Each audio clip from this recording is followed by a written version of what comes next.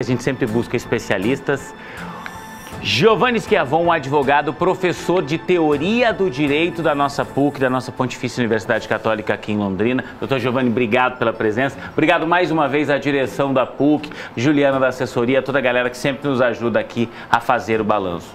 Doutor, bem na teoria mesmo, nesse caso aqui, o direito prevê isso, que um animal que não é um ser humano, que ele possa entrar com uma ação, ser titular de uma ação.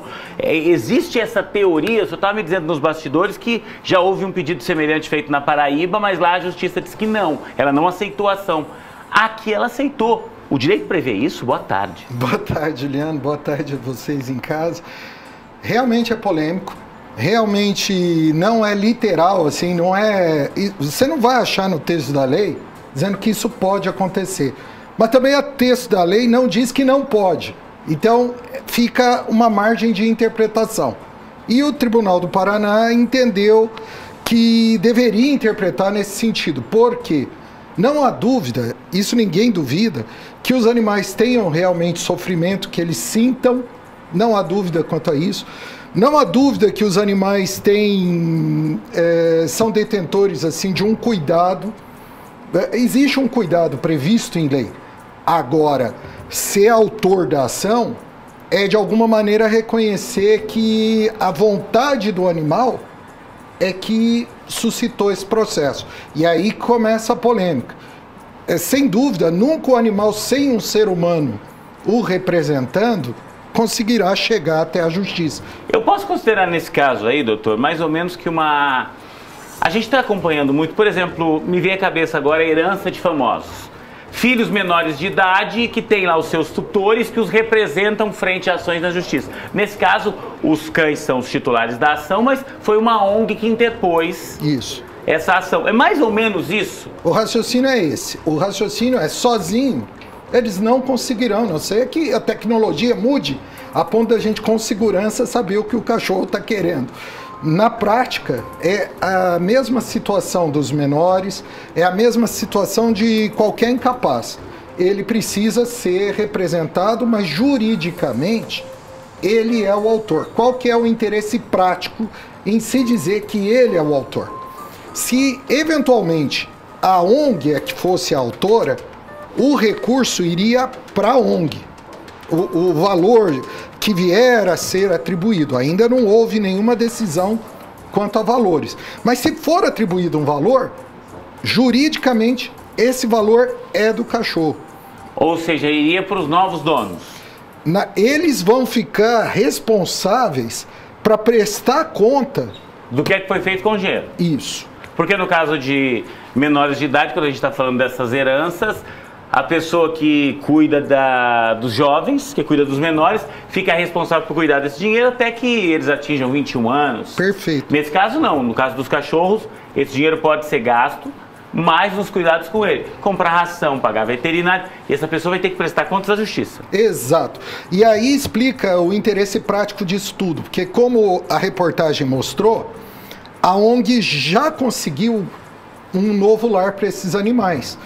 E se a ONG fosse a autora, o valor iria para a ONG e ela até poderia transferir, mas ela ficaria responsável pelo uso desse dinheiro. Ela transferiu, ela ficaria responsável por um dinheiro que foi usado por um terceiro. Ao fazer do jeito que foi feito, vamos supor que quando houve o início da ação, esses animais ainda estavam dentro da própria ONG. Quem foi lá e adotou o cachorro, não só recebeu o cachorro, mas se a ação for bem sucedida, receberá também essa pensão se vier a ser atribuída. Ou se o cachorro, de repente, lá, como pode acontecer em qualquer ação, for considerado que os donos não tinham culpa e tiver que pagar algum custo, o novo dono do cachorro, também o novo tutor, pode ser responsabilizado? Em tese, sim. Em tese, sim. Aí, como é tudo muito novo, eu não posso dizer que aposto isso que é um tema que o senhor nem falou para os seus alunos nunca em sala de aula, porque não, nunca... Ainda não. Atenção, alunos do professor Giovanni, assim que vocês tiverem aula com ele, cobre, doutor, professor, explica pra gente um pouco mais da história da justiça canina lá. É óbvio que numa ação como essa a gente não deve ter um júri, deve ser uma decisão mais burocrática ali por parte do juiz, né? Até porque não vamos levar um cachorro para prestar depoimento lá. Vamos ver se ele chegar perto do dono é porque ele gostava do dono, se ele repelir o dono é porque ele tem medo dele. Mas não deixa de ser algo curioso e que mostra... Eu sempre defendi aqui, doutor, que a gente está falando de um ser vivo. Ninguém é obrigado a pegar um cachorro, não sei se o doutor tem cachorro. Tem. Eu tenho a Melzinha lá, que é minha filha. E assim, quem pega tem como obrigação cuidar. O bichinho vai dar trabalho, ele não é que nem aquele bichinho virtual que você põe em bateria. Você vai ter que brincar, você vai ter que dar comida, você vai ter que levar no veterinário, você vai ter que cuidar dele. Ninguém é obrigado a ter, mas quando você tem, você precisa tratar bem, né, doutor? É obrigação. Isso, e aí... Essa reportagem, essa notícia, parabéns, Juliano, para você, para sua equipe, porque normalmente a gente tende a pensar o direito como sendo uma reprodução exata da vida concreta, e não é. O direito, isso que você fala como um sentimento seu, uma coisa de honra, de respeito, de moral, não necessariamente é o que a lei diz. Tem pessoas, assim, mais tradicionais, entenderão o cachorro como um objeto como outro qualquer. Do mesmo jeito que nós temos um telefone celular, você tem um cachorro. O mais comum de chegar no judiciário é discutir, por exemplo, o casal se separa, aí tem o filhinho, a Melzinha, com quem fica? Então, hoje, já é muito frequente que essas disputas... Essa disputa? Sim, até direito de visita. Então, o cachorro vai ficar com o marido. A esposa pede que o juiz determine um horário para ela poder visitar. Isso já é comum, isso já acontece. O que foi inusitado é realmente a Melzinha ser a autora. O cachorro ser o autor da ação. Isso, o cachorro ser o autor. Isso é novo. O que a gente usava em sala de aula era na política, aquele voto de protesto, votar em animais... porque não queria votar em ninguém. Então, em vez de fazer a campanha anti-voto, fazia vote no papagaio cacareco.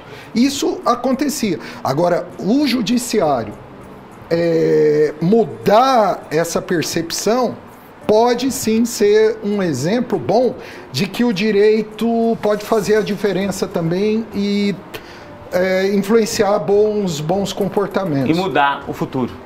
Perfeito. Com toda certeza. Dr. Giovanni Schiavon, professor de Teoria do Direito da PUC, da Pontifícia Universidade Católica aqui de Londrina. Doutor, mas muito obrigado por participar com a gente, por nos ajudar a entender um tema tão diferente, e eu acho que contar com especialistas como o senhor só engrandecem, só nos ajudam a fazer um balanço cada vez melhor. Obrigado. Muito obrigado, doutor, pela participação. É isso, gente! Quando eu falo que esse programa é bom pra